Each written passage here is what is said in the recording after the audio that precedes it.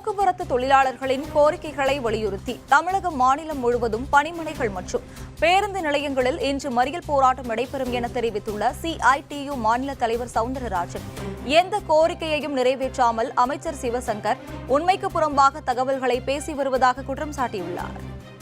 30லிருந்து 40% பேருந்துகளைத்தான் மிகுந்த சிரமத்தோடு அரசாங்கம் இயக்கிக் கொண்டிருக்கிறது.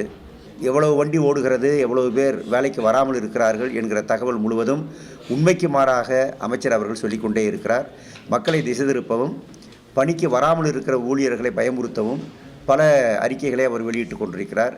இப்போது நம்முடைய அமைச்சர் சொல்லுகிறார், அவர் சொல்லுகிற முக்கியமான உண்மைக்கு மாறான விஷயம், நாங்கள் 4 கோரிக்கை நிறைவேற்றி விட்டோம், 5 கோரிக்கை நிறைவேற்றி விட்டோம்னு சொல்லுகிறார். எந்த கோரிக்கையும் இதுவரை நாங்கள் எழுப்பிய கோரிக்கை அவர் நிறைவேற்றவில்லை. எங்களுடைய கூட்டமைப்பு வேலை நிறுத்தத்தை தீவிரப்படுத்துவது என்று முடிவெடுத்திருக்கிறது.